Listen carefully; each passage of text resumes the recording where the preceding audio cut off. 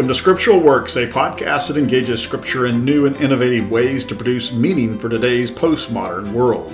Co-host Greg Camp, Professor Emeritus, Pastor and Biblical Scholar, and Patrick Spencer, Biblical Scholar and Silicon Valley Tech Executive, employ various interpretive approaches to generate new meaning from ancient text, revealing timeless wisdom relevant for ministers, lay leaders, and interested readers of the Bible.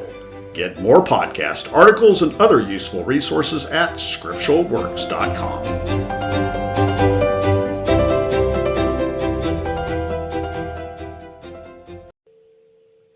Hey everyone, welcome back to another episode of Scriptural Works. Patrick Spencer, and I'm joined by my colleague and co-host Greg Camp. Greg, always good to see you. Great to be here again, Patrick. We are in for a real treat. Joining us is Amanda Pittman over at Abilene Christian University. She's associate professor there. She's going to be talking about, I think, the longest episode probably in the New Testament, certainly in Luke Acts. Acts 27, the journey, the shipwreck journey and so forth, which is a really interesting episode. Amanda, thanks for joining us. Yeah, thank you for having me.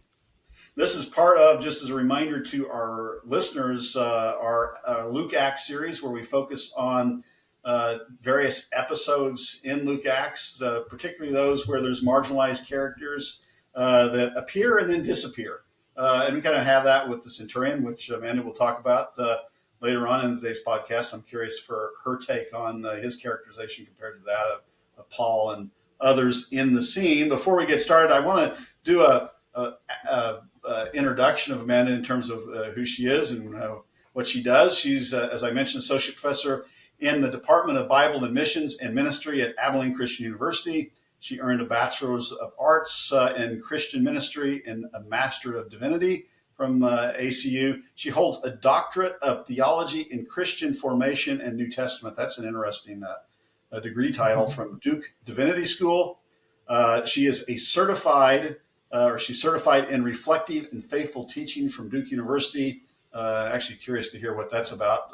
We'll let her explain what that certificate resembles and what it consists of. Her research and teaching focus on New Testament studies, especially on Luke Acts, with a particular focus on Christian spiritual formation, which we'll be talking about today. She authored an essay, which is the basis of today's conversation, in a volume, Feshriff for Wendell Lee Willis back in 2019. The title of her article was Paul as Model of Eschatological Faithfulness, Reading Acts 27 in Light of Luke 21 and 22. I love the intertextuality there, which we'll dive into detail. Her dissertation at Duke was titled Knowing the Way, Scriptural Imagination, and the Acts of the Apostles.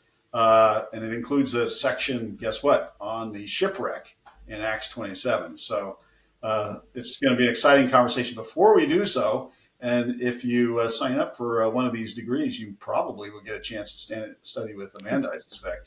But from our sponsor, are you ready to take your calling deeper? Abilene Christian University's Graduate School of Theology offers master's, doctoral, and certificate programs designed to equip ministers, scholars, and leaders for transformative service. Whether you're pursuing a Master of Divinity, a Doctor of Ministry, or a graduate certificate in practical ministry, Abilene Christian University's flexible online and on-campus options help you grow in faith and impact. Learn more at acu.edu/GST. That's acu.edu/GST. So, Amanda, to start with, I don't think I had this in the questions I sent, but I'm curious, what's this certificate in reflective and faithful teaching? What's that consist of?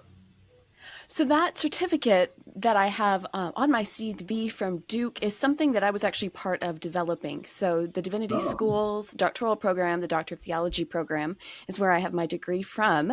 And as part of that degree, we offer the certificate that you're talking about. What it is, it's an opportunity for doctoral students to explore what reflective and faithful teaching looks like within their discipline, with an eye toward the diversity of institutions the graduates of all of our doctoral programs are ending up going into. And so teaching at a university-housed seminary is very different than teaching in an undergraduate department of religion, which is very different than teaching in a Bible department or a college of biblical studies at an institution like mine. And so this program involves both some classroom time, but also supervised teaching experience, the development of teaching materials, and it's meant to provide doctoral students with an on-ramp to the kind of materials then you'll need when you're on the job market and to strengthen portfolios. Oh, that's fascinating. That That's sounds like great. something you could have used, Greg. I'm telling you, mine was all on the job training. Well, having been through the certificate program, this it's inevitably part of the life of teaching, isn't it? You're always sort of figuring it out on the fly, even when you've been doing it for a while. But it's been a great resource for me entering my teaching, and I've had the privilege of having some sustained involvement with that program over the last few years. Well, that's Great. great. That's really, really interesting. So, you wrote this paper for Wendell's Festschrift back in 2019. What, and I know you had it in your dissertation, maybe that's what prompted the interest for the paper, but how did you become interested in the shipwreck scene in Acts 27 to start with? I find this story endlessly fascinating for many reasons, and many of them connect to the things that interest me about Luke and Acts in a broader sense. So, to begin with, it's simply a well-told story. It has these wonderful moments of dramatic irony and tension. I mean, after 14 days, all hope of our being saved is at last abandoned, right? There's this real drama to the story. Then, as you've already alluded to, the length. Luke can be quite concise and spare with details when he wants to be. And yet here is a place where Luke has taken the time to elaborate. And anyone who's ever translated this chapter knows quite well just how many rare nautical terms populate this chapter because there's so much detail paid in the account of the storm, where they are geographically, the actions taken by soldiers and sailors alike. The other thing that interested me about the story, particularly the more time I spent with it, were the intertextual dynamics, because those run in multiple directions. You have the way any scene of shipwreck or storm is echoing Jonah, or the calming of the sea in the Synoptic Gospels. You also have the way that Luke here, like he does so often in Acts, is echoing and alluding to other things in the Gospel or previously in Acts, whether you're thinking about those in terms of allusions or in terms of parallels or patterns. Lots of language gets used to name the same reality in the way that Luke is weaving this story together. And then there's the way that this story, as a shipwreck scene, is actually doing something, telling a kind of story that's very commonly told. Beverly Gaventa compares shipwreck scenes in ancient literature to car chase scenes in like modern day action movies. They're kind of expected in certain kinds of literature, and when they happen, there are certain kinds of things you expect to happen in them. And so there's this really kind of complex intertextuality happening with the story that piqued my interest. And I'm interested in narrative and the formative power of narrative in a broader sense. And so you have this really complex and interesting story that's part of this really theologically rich, larger story. I mean, I became really interested in what role it's playing, particularly here as the penultimate narrative in Luke's 2 volumes. Yeah. And as one of the culminating narratives in the journey we've been on with Paul since Acts 21, as we've followed him step by labored step through these various trial scenes. We certainly agree with your approach. So this is more than just trying to track Paul's geographical journey. It's a lot Yes, more I think so. that's happening here. Well, and shipwreck scenes had a kind of symbolic function. They indicated something about the characters within them and about the role of God in the story. So there's much more to this than simply tracking Paul's position in the Mediterranean Sea, which is how I first encountered this. The map of Paul's missionary journeys in the back of a Bible that shows, where he ended up and where he landed. There's more to it than that. So you talk about developing a sense of scriptural imagination. What do you mean by that? Besides these maps that try to place you geographically in some location, I sense that you mean a little bit more than that when you are talking about the use of the imagination here. Yes. So as you indicated in my introduction, my primary area of study is Christian formation. My secondary area of focus in my doctoral work was on Luke and Acts. And my abiding interest, the thing that gets me up in the morning, the questions that I get most excited about, have to do with what happens when communities are encountering the scriptures and the formative potential, the formative possibilities in that kind of encounter. And most of my work so far has focused on that specifically when it comes to biblical narratives and specifically when it comes to Luke and Acts. The language of scriptural imagination is trying to get to a kind of grasp or comprehension of the scriptures that gets beyond knowledge of its factual content so that scripture can begin to actually shape the way we perceive or see the world. And so imagination is aiming at that deeper level of comprehension, wherein scripture becomes part of the lens through which we see other things. And the scripture as lens is not new to me, of course. Calvin and others have talked about that.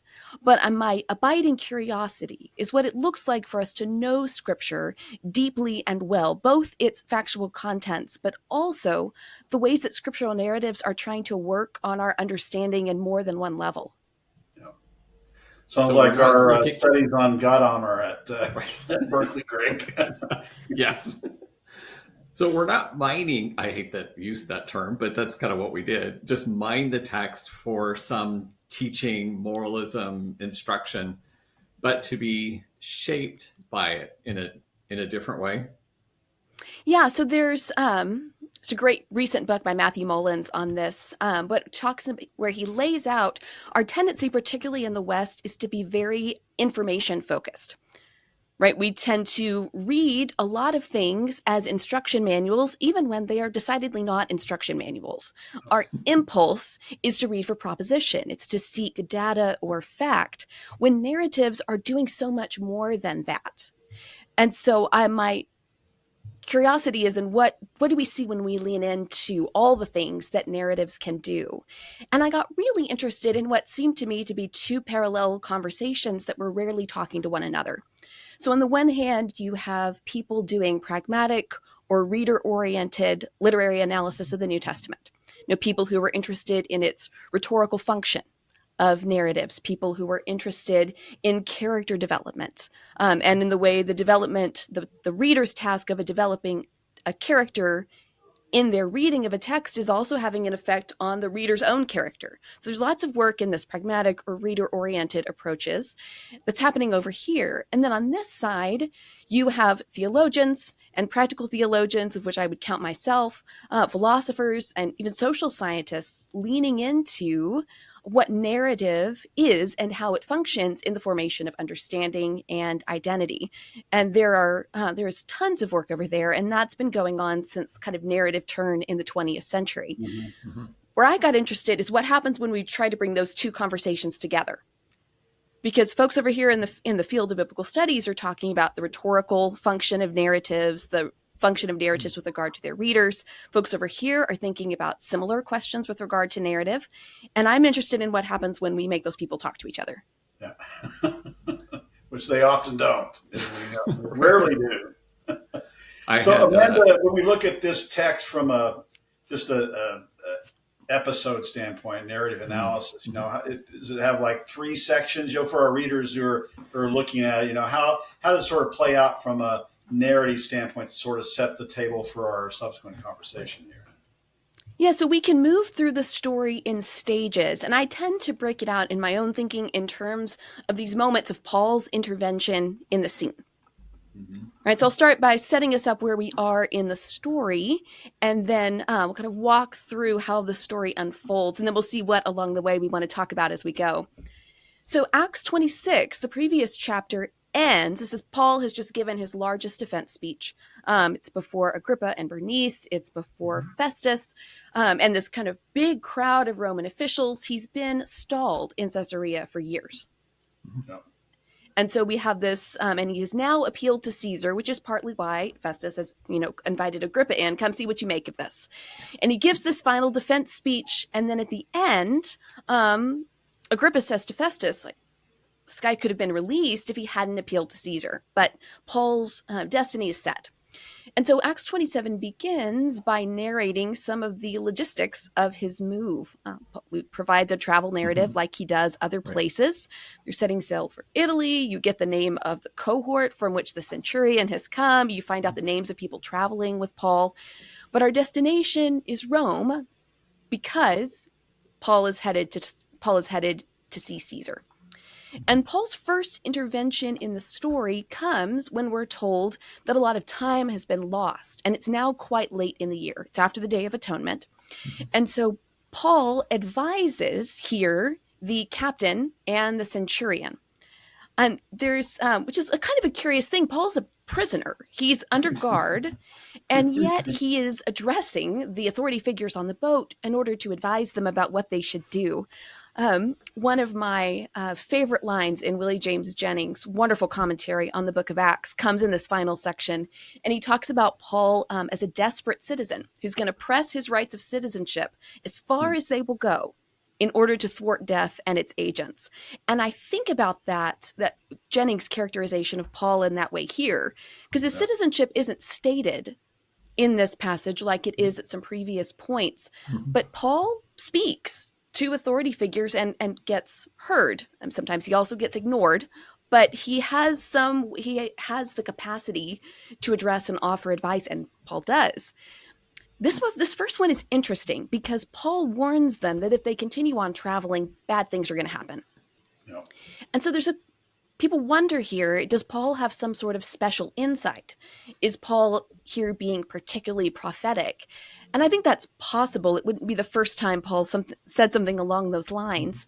But it's also kind of widely recognized this is a bad time of year to be sailing in the Mediterranean. Like late in the year is storm season. Doesn't take a prophet.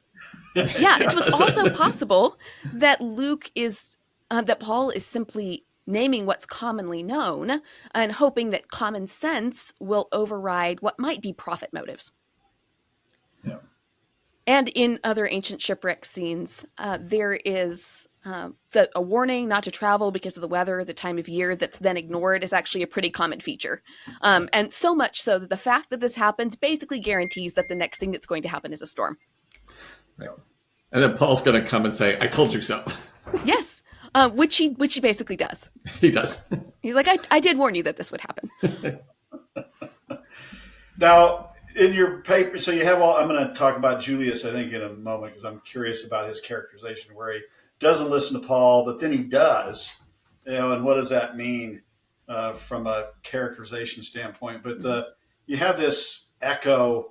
It's most acknowledged as some kind of Eucharistic Lord's Supper type echo back to Luke 21 and 22, which is what your paper was on, which is really interesting. And then we'll talk about the Luke 8 and the stilling of the storm episode as well. There seems to be a connection there. And then there's an intertextual connection at the same time back to Jonah probably. So, how's all this play out? And, we'll throw up a slide here for our audience showing what some of those connections look like. But, can you talk through what they resemble?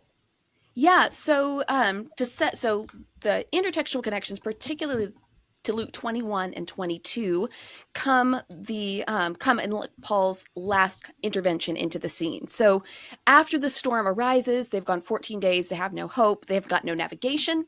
They're unable to control the ship. They're simply being driven along by the winds. This is where Paul speaks and says, "Kind of told you so." But beyond that, he says, he tells them to keep up their courage. And he relates to this pagan crowd that an angel from the God that he worships and serves has told him that there won't be any loss of life. And so he urges them to take courage. And then it becomes clear that they did not really listen to Paul here either, because the next thing that happens is some sailors try to escape from the ship via the lifeboat. Paul speaks to the centurion and prevents that. So where the centurion, we're told initially, pays more attention to the ship captain than to Paul, that seems to be shifting a little bit, because when Paul warns the centurion that if these men escape, we cannot all be saved, the centurion listens to Paul and stops the sailors who are attempting to jump ship. So it starts in verse 33, this section that has the densest intertextuality to it. And so it's just before daybreak, it's the 14th day, and Paul stands and urges everyone to eat because they haven't eaten in all of this time. And he says he wants him to take some food because he says it will help you survive, is how many of our translations render that. More literally, it's for your salvation, Yeah.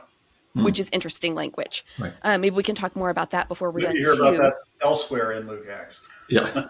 Right. Well, there were some takes on this chapter see it as pretty theologically thin. I mean, certainly it doesn't have anything like the Old Testament narrative of Stephen's speech in Acts 7 or Paul's speech in Pisidian Antioch. But what it does have is this thoroughgoing language of salvation, which here, as elsewhere in Luke, reads at more than one level. Right? So it's not the only place in Luke. So think of the Philippian jailer in Acts 16. What must I do to be saved? He's probably imagining one thing, but Paul's going to answer at a different level.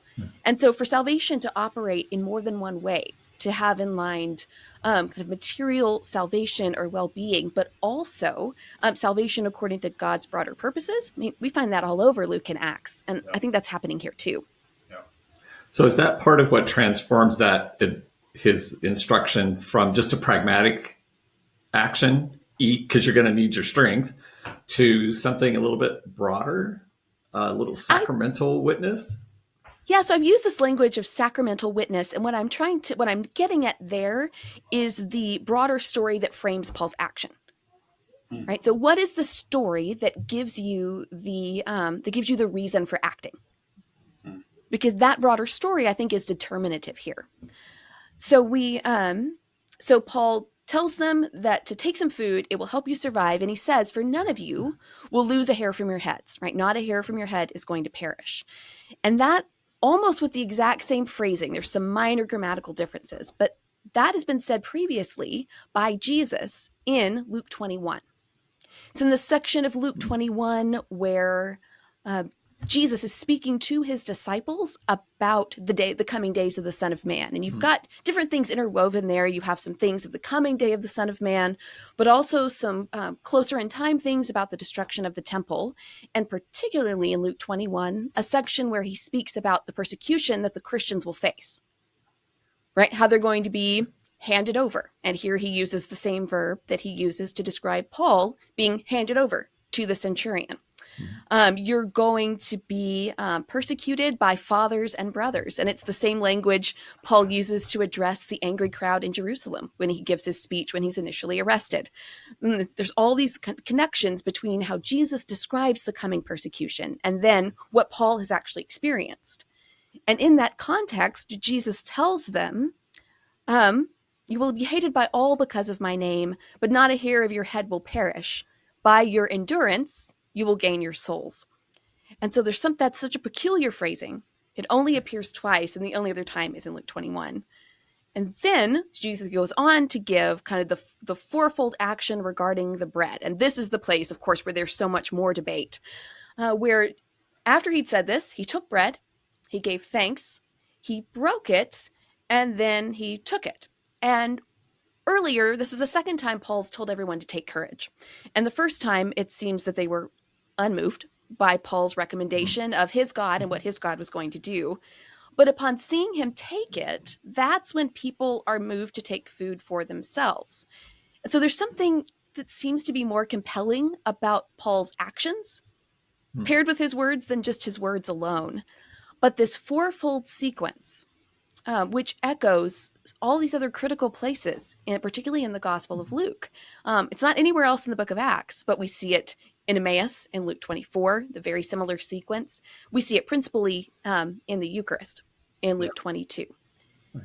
And so one of our challenges is that we isolate these passages, and what you're suggesting is, no, this is part of a sequence, and you have to see it repeating itself.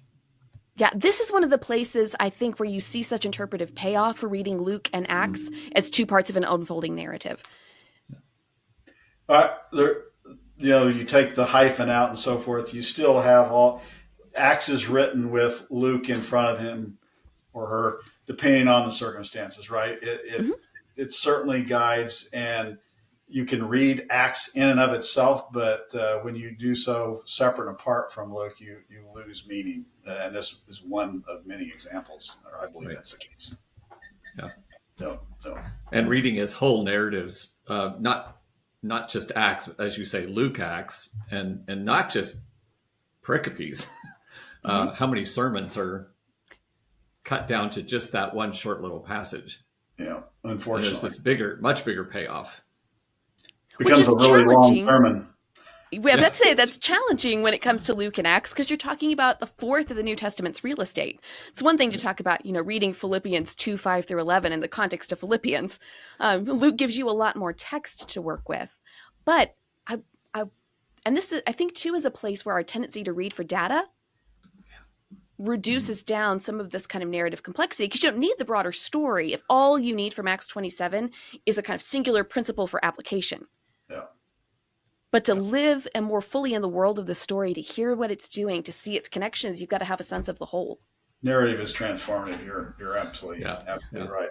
So before we jump into some of the narrative formation and the categories, and Greg, I think, has a couple of questions for you there. If we look at the characterization of Julius, the characterization of Paul, any others that play out here, how do you see that? We have is it Kathy Maxwell's, or it's not her book. I forgot the book on the soldiers and centurions in Luke Acts. I think there's actually a couple out there, but are they instances where they're portrayed largely in a positive manner?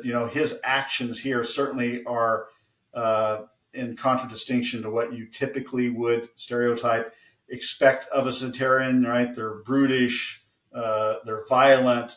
And they don't look out to the rights of others. Whereas Julius, really throughout this whole narrative, he's allowing Paul to meet with his friends early on, and then he's actually listening to him. He wants to save him, like you said. There's the term salvation that's evident in the text, present in the text. What does that all mean in terms of his characterization versus that of Paul? Yeah, and that's such a consistent pattern for Luke, isn't it? To have centurions who receive positive press in Luke's story. So whether you're thinking of the unnamed centurion back in Luke 7, or Cornelius, right? So famously described as a God-fearer whose prayers have risen as an offering before God. I think of the tribune too in more recent history, not a centurion, but another Roman official who responds fairly positively for Paul, thwarts the plot against Paul. He's slightly more complex in that when he writes to the Roman governor, he gilds the lily a little bit in terms of his own role in the unfolding events, but still, by and large, a positive characterization. And I think about that in terms of Luke's portrayal of minor characters or marginal characters overall, right? Luke is often does this thing where as soon as you might rule a character out, or a kind of character you might assume might be on the outside of thing, then you get a story in which that kind of character comes to the fore or is positively characterized. Much in the same way that you get in chapter 8, chapter 9, chapter 10, like a series of unlikely conversions. Exactly. Right? What happens when you go to Samaria? Well, they convert. And then what do we do about that? Well, what happens? What about an Ethiopian eunuch? Right? Is that a bridge too far? And then you see the response to that. And so I think about how Cornelius sort of sets our expectation for centurions who might positively respond to the gospel, or might positively at least respond to the gospel's messengers. We don't get any sense that Julius is converted. But he does see in Paul someone who is worth listening to, someone whose life is worth preserving in a way that might exceed his job requirements, particularly given the chaos of the circumstances. Yeah. In the final act, when he listens to Paul, prevents the sailors from escaping, and then at the end of the story, in a scene we didn't talk about, he prevents the other soldiers from killing Paul and the other prisoners in order to reduce their liability should one of these people happen to escape in the chaos. Yeah. Well, let's talk about your pedagogical approach. You've developed these three categories of narrative formation: operation at the level of the imagination and body, and construction of moral identity and character, you've mentioned, and embodiment through practices. So let's walk through these in Acts 27. Now, let me share just briefly one of my experiences with imagination and body was when I took my first group of students to Greece and Turkey. And at some point, I asked the students, so what do you think of Paul, who was walking everywhere where you're riding the bus? And they're like, dude was a stud. I mean, he has to walk a long ways. And of course, some of the ship trips that he also took. They had a very visceral response at that moment. Is that part of what you mean by imagination in the body and getting people to look at a more visceral level to understand the narration? Yes, I think so. I think that's part of the broader thing that I'm thinking about. So any move into the story that's concerned with more than burning away the narrative dross to get to the nugget of the important thing, the applicable principle, I think is moving in a direction that invites us to encounter narrative in a way that opens the possibility for it to work on our imaginations, for it to encounter the way we navigate the world. And so I think things like that concretize. When I teach Acts to undergrads, Stanford has a wonderful tool that allows you to estimate travel times between different destinations in the ancient Mediterranean based on whether you're walking or moving by boat. And I often give students travel itineraries since I can't take them there myself. We're sitting in West Texas, but something that helps them to fill in the gaps in their imagination, right? Or their historical understanding, to see Paul traveling across Asia Minor to visit with all of these different churches. Luke has collapsed, months or years of travel potentially into a couple of sentences. Mm-hmm. So things like that help to provide, to help them to lean into the narrative texture, to become curious about the world in which the story happened, I think are moves in the right direction. So there's a literary theorist named David Herman who talks about two related processes when you're reading a story.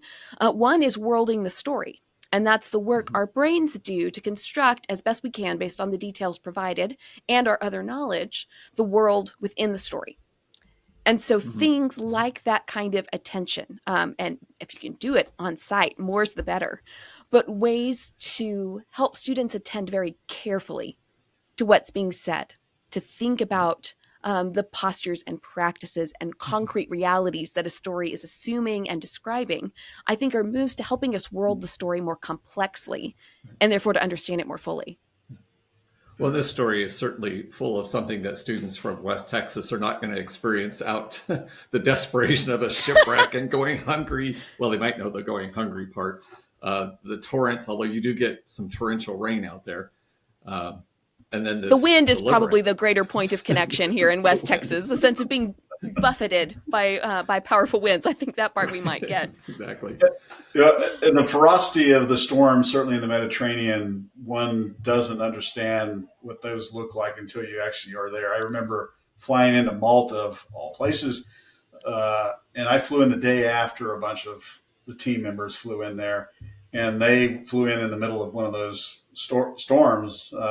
And the plane about wrecked when it landed on the runway. The wind and the rain when the rain was coming down so hard and the wind was blowing so hard.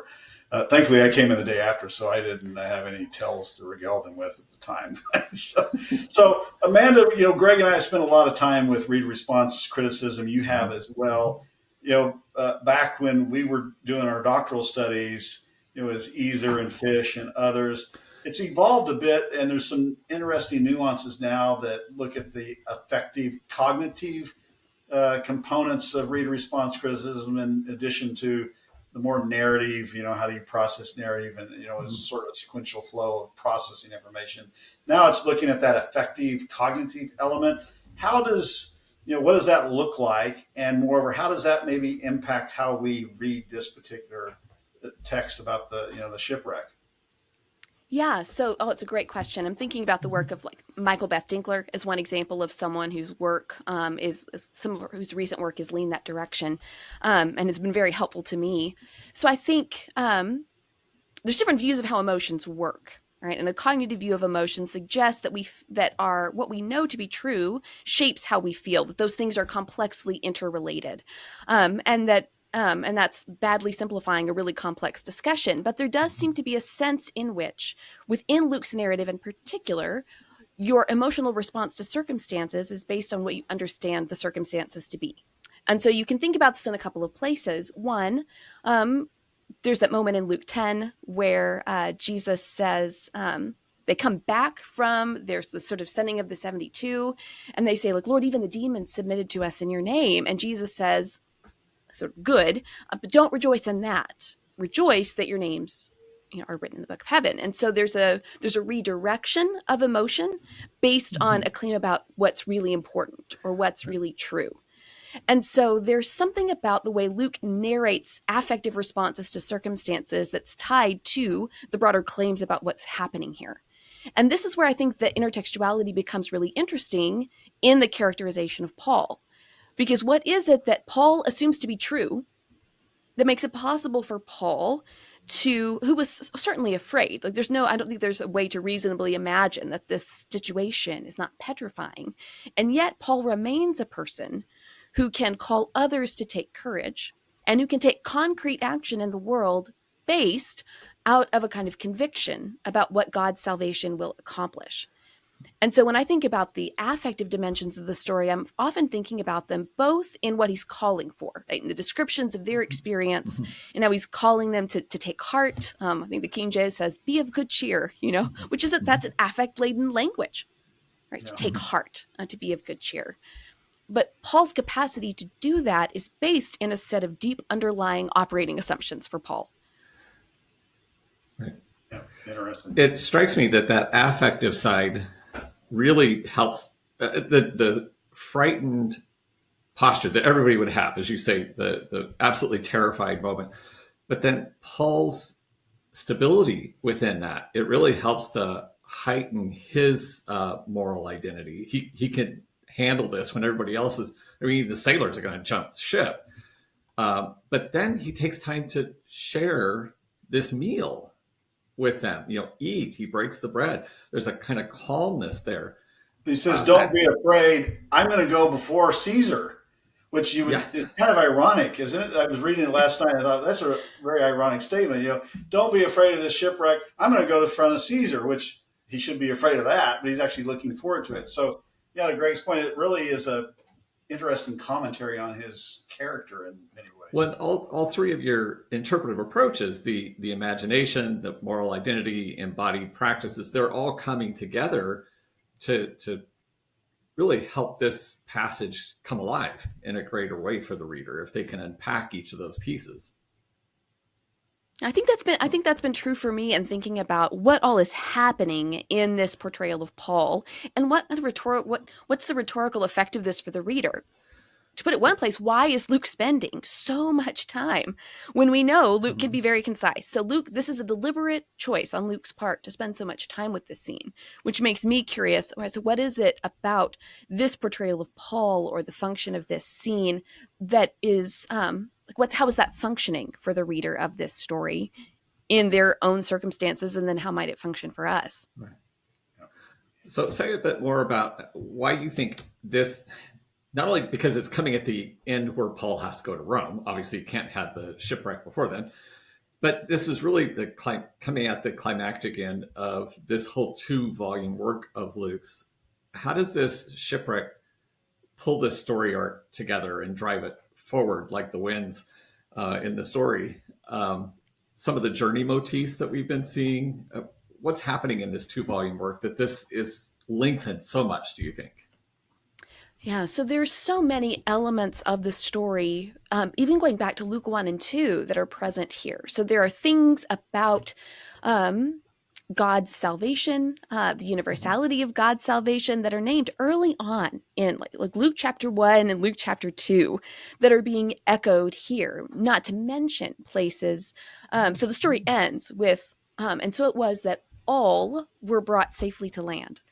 And that word, all, has been such a critical word in other really important parts of the book of Acts. So whether it's Peter quoting Joel, all who call in the name of the Lord will be saved. And then maybe Peter realizing that all was even bigger than he thought when he says in the home of Cornelius, Jesus is Lord of all. And there's something about the allness of this story in which every life is preserved that's echoing some of those earlier elements. And of course, journey motifs are everywhere, from the church being called the way to Jesus' journey to Jerusalem, to the fact that Luke includes in his narrative ports of call, places you stop Right. on the way from someplace, such with enough detail that we can trace them. Mhm. Right, and recognize that. So you have the journey motif happening. We've already talked about this rich language of salvation, which in Luke's gospel in particular is so multidimensional. Salvation elsewhere refers to healing. It refers to forgiveness. It's connected to all of these different dimensions, and I think has some of those complex valences here. There's so many terms. In fact, there's many more terms for salvation than are evident in our English translations, because they get smoothed out to make for less repetitive reading. But a place where it says survive, it's salvation. That's the language that's there. It's And that's revelation. Yeah. Right. well, Yeah. and that echoes other places again in Luke. So Jesus and Zacchaeus' house. Today, salvation has come to this house, right? So that's why I think the story gets a bad rap for people who feel like it's not that theological. I actually think it's richly theological when it's read in this broader context. Yeah. Right. So Now, Pat's gonna Good, Greg. say, Pat, you're gonna follow up with a question about Jonah here, but I want to tee that up a little bit to say this is a pretty big danger zone for. Sorry, now I have movies going through my head, but we have Paul trying to get to Rome, and he seems very intent on this. It is necessary to get there, and here is a storm that's about to derail all of that.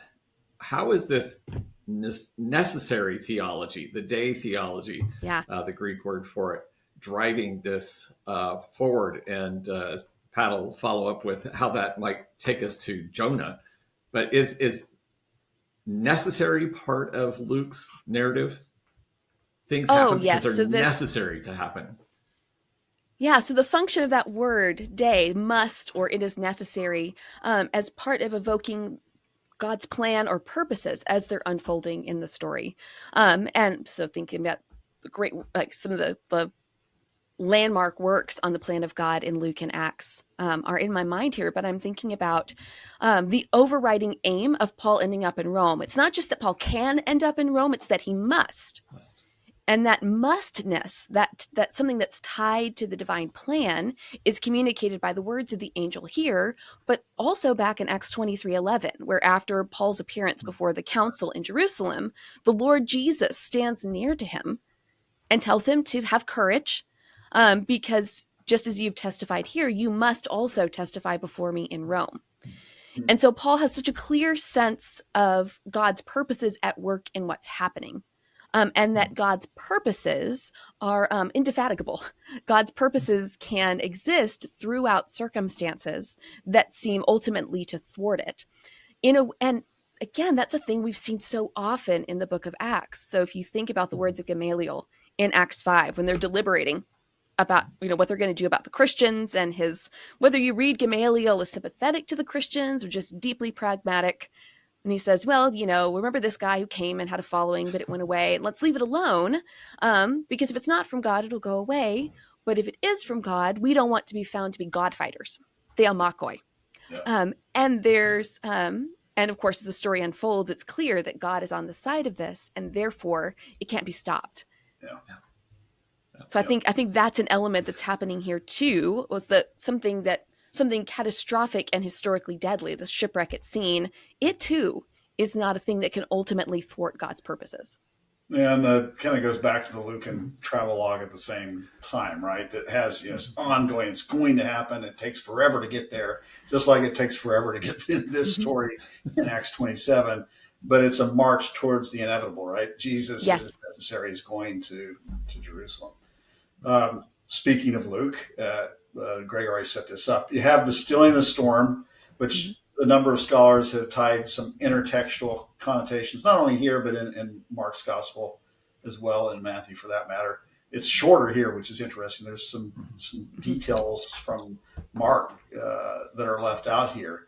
That's a whole different podcast in and of itself. But the intertextuality with Jonah, you've pointed out, between Luke 8, in Jonah, but then that carries over into Acts 27. Describe how that plays out and what impact does that have on a reader?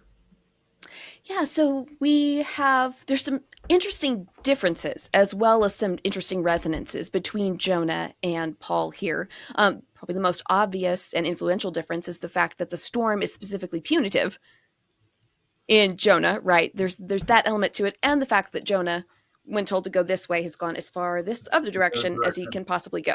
So there's, in Jonah's case, resistance to God's plan or purposes, whereas Paul is participating in them to the best of his ability. An interesting connection between the two is salvation for the nations, right? What is it that Jonah is resistant to? Well, it's the preaching of the gospel to Nineveh. And why is he resistant? Because he's afraid they're going to repent. Which they do, and then he pouts. And so there's also that, I'm paraphrasing slightly, I think, but I think that's the sense that I get. Right. I think Jonah's a little bit more upset than just pouting.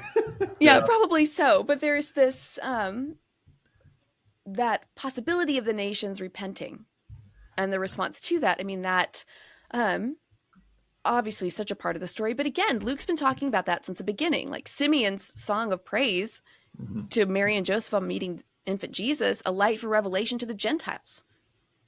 And glory to your people of Israel. And that light for revelation to the Gentiles has just been mentioned by Paul in Acts 26, very similar language, to talk about his responsibility to preach to the great and to the small, to Jews and to Gentiles. Such that Agrippa's like, are you trying to convert me too? Paul says, in short, yes. Yes, I am. And so the way that element of the Jonah story is playing with this sense of this, like, again, we're on a ship with pagan people. They don't know Jonah's God. They don't know Paul's God either.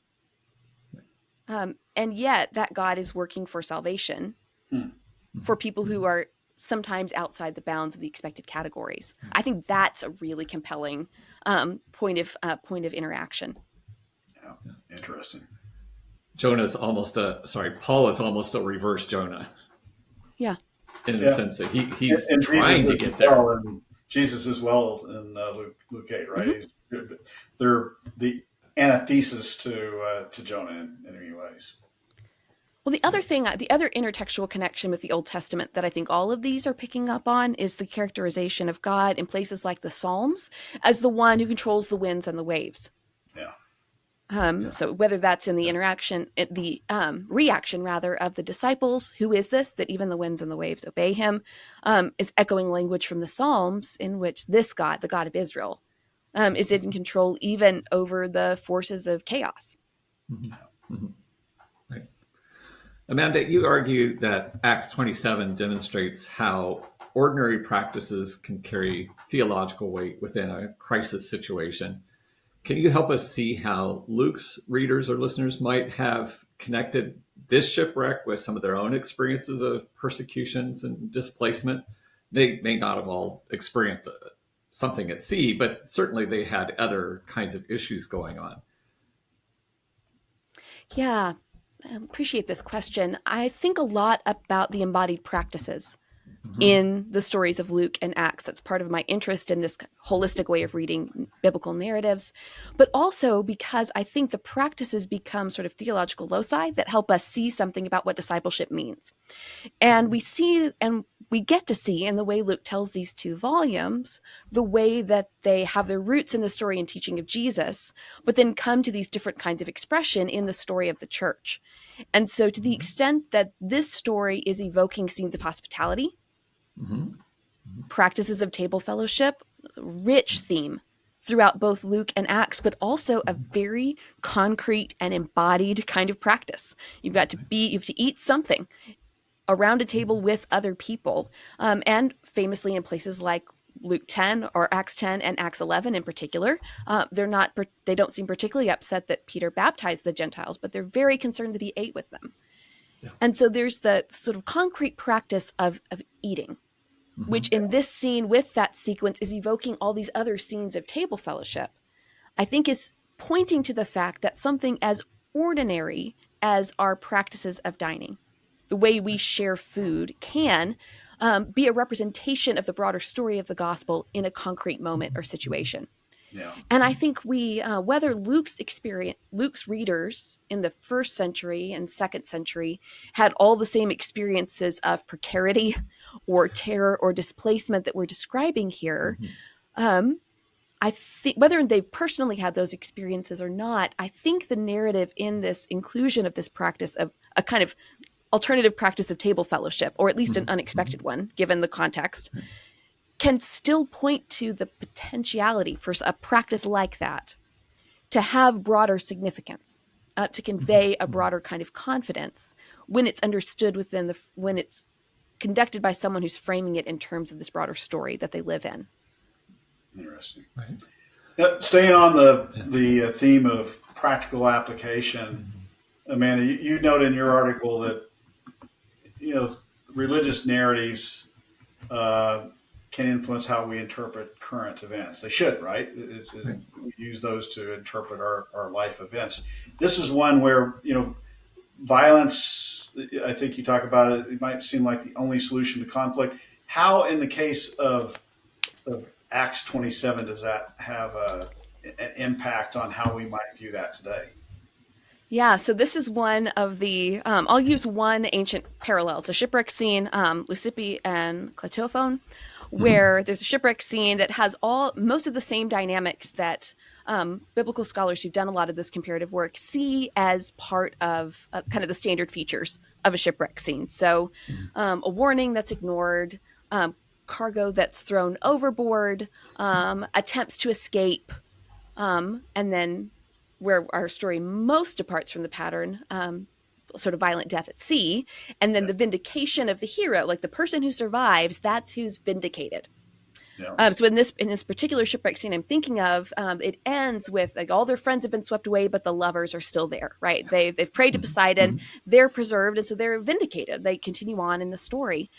But one of the things that's striking when you read it against some of the parallels is simply how violent the parallels are. So in this particular story, people are trying to escape on the lifeboat. People are trying to jump off of the main ship onto the lifeboat and getting impaled. Other people, like people on the lifeboat, are fighting them off. There's a great deal of death and violence in service of self-preservation, and that's one of those common features. And so it is so striking to me that this story functions, that things happen differently in the story, and that it functions differently. Yeah. Right? That all people are saved is saying that there's something broader going on here than simply Paul's vindication, although I think that's part of it, particularly in light of Malta, the Malta scene that follows. But there's this sense where at all of these moments where if you've read a lot of these stories, you're like expecting it to go this way, it doesn't.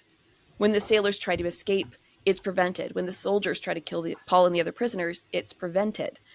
And so there are these possibilities for violence that are foreclosed in the story in service of the salvation of all people. And so I think it's interesting to think about in our own context the ways that might interact with like myths of redemptive violence or a certain way of thinking about scarcity, right? Our society runs with all kinds of different salvation stories about what salvation looks like and what our own personal salvation requires. Different ways of casting sort of heroes and villains, of thinking about how to respond to circumstances in a way that preserves yourself. And we have the story where Paul is responding circumstances in a way that not only preserves him and his purpose and his mission, or him and his friends, but everyone else on board.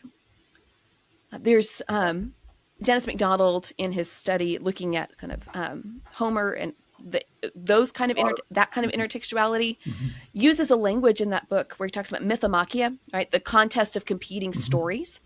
Yeah. And actually Tom Phillips picks that up when he's in an article on the genre of Acts. But I find that a really fascinating way of thinking about what's happening here in terms of the formation that this story, the formation of Christian identity. So if you're living in a world in which there are other sorts of stories on offer about what salvation looks like, who it's for, what kind of actions it requires. The Jesus story, which is foundational for Paul in the life of the early church, is offering something quite different. Right. It's a reversal theme that runs through Luke Acts in many ways, as you know, but readers would have expected the opposite of what actually transpired. It's really interesting. So this theme of reversal, which runs through all of Luke Acts, is present here, and you have these stereotypes, right? What readers expect to see from a behavioral standpoint in terms of the way a scene plays out, as well as how an actual character or character group responds. And really, in this scene, you have the opposite happening. And to your point, we can bring that into the contemporary society, and we need to push back against those stereotypical assumptions that society has, the economy has on us when they run counter to what you find in the biblical record, in this case, Acts 27, right? Yeah, and I think you can connect that kind of counter intercultural narration to other aspects of Luke and Acts as well. So you've named it, I think, particularly in terms of our response to other people, right? Our characterization, the way we characterize circumstances or groups. I think about it too with something like the call of Jesus with regard to material possessions and generosity.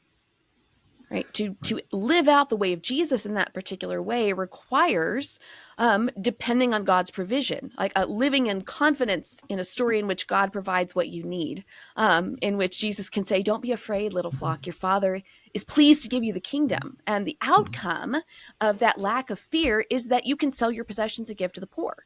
Yeah. Right. The alternative to either greed in the case of the parable in Luke 12 or fear and anxiety in the case of the instructions to the disciples that follow is generosity.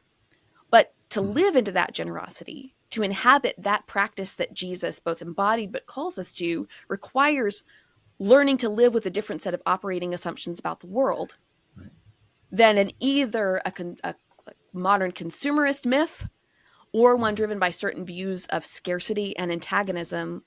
Those are very different narratives than the one Jesus invites his disciples to inhabit so that they can live a certain way. Yeah, there's a great enthymem's happening there in Luke 12 as well, where the reader's prompted to fill in some of those gaps that do run against the cultural assumptions of the day in many ways, right? So well, in this story's good, Greg. Sorry. In this story's case, you have prisoners who could easily have just been killed, right? Save yourself to the soldiers, get rid of the prisoners, save the ship.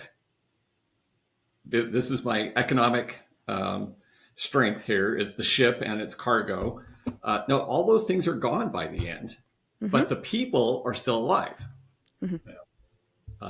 And the people who are prisoners don't take the opportunity to turn on their captors either. So there's all kinds of emphasis on the community being saved rather than all these other things. So upsets quite a few narratives. Yeah, I think so. So Amanda, if we look back on our conversation, this has been very enlightening, and we appreciate your time today, and I'm sure our audience does as well. What are like 2 or 3 takeaways that you would like them to have based on today's conversation, and what how they should look at Acts 27 and 28 differently than they have before? Let's see. I'll start with this. When we're looking at Acts 27 and 28, I would invite us to pay attention to the role that Paul plays in the story. We read, and Luke seems to portray Paul and Peter and others as paradigmatic, as exemplary, as people from whom we have something to learn. And so I'm really interested in what Paul models about Christian faithfulness in uncertain circumstances. I think Christian faithfulness in uncertain circumstances is a kind of thing we're all called to, and that some of us are feeling in particular ways and for different reasons. And so, what does it mean to see in Paul someone who models a kind of confidence in salvation, a confidence that God's purposes are accomplished, even in the midst of circumstances that seem fraught? And then, along with that, what does it mean to be people who, because we are confident in God's salvation, seek the good of other people? Because again, Paul's confidence is not private. His faith enacts itself in public for the good of everyone who's on board. And Paul is explicit about his faith, but he doesn't require faith to eat at the end, right? So he's acting in some way out of a sense of conviction. And he is inviting people to take steps toward their own well-being and the well-being of everyone else. I think that's really interesting. How can we think about that in terms of the broader story of God's salvation in Luke and Acts? And how do we think about that in terms of our own opportunities for embodied witness to the gospel in whatever context or circumstances we happen to be inhabiting? And then I think my final thing returns us to some of that earlier conversation about reading biblical narratives. There is such a deeply ingrained impulse to read stories for the point. And some of this is because we took multiple choice tests about them in grade school, or we took the SAT. We're accustomed to having to distill narrative into data points that we can be tested on. But I think that narrative and biblical narrative has the capacity to do so much more. But to do that, I want to invite us to lean in, just to spend time with narratives, to think about their contours and their characters, to pay attention to where the bodies are in the story and what they're doing. What are the practices and postures in these stories in Luke and Acts? And to attend to those things so that we can then begin to imagine, this is what's happening in this story. And if I'm a Christian and I'm claiming that this story is in some way my story too, what does that mean for my own practices and postures? What does it mean about my response to circumstances, and what deep truths about the story of Jesus ought to shape my responses? I think there is so much power in attending to story as story and to resisting the impulse to look for a principle for application. And so for this story, but also for the broader stories of Luke and Acts, I would invite people to think about stories in that way, and to do that in the company of other people. They have a rich texture to them, intertextually and intertextually, as we discussed today, and that practical application in contemporary society is something that we miss all too often. So thanks for your thoughts there. We appreciate your time, Amanda. It's a pleasure meeting you. This is the first time we met you in person. I encourage your audience to check out the article in that Festschrift if they have a chance to do so. We do have a companion article on Acts 27 that they also can check out, and some of Amanda's arguments are found there. And we look forward to having you on one of our podcasts in the future. All right. Thank you very much. It was a delight to talk about this fascinating story with you this afternoon. There's a lot there. So for our audience, thanks for joining another Scriptural Works podcast. You can find more on Apple, Spotify, or YouTube, or simply check us out at scripturalworks.com. Thanks for joining us. For other podcast episodes of Scriptural Works featuring co-hosts Greg Camp and Patrick Spencer, as well as a variety of different special guests, visit us at scripturalworks.com, YouTube, Apple Podcast, or Spotify. And don't forget to check out the growing repository of podcast companion articles found at scripturalworks.com. And finally, if you find our podcast episodes thought-provoking and helpful, make sure to share them on your social channels.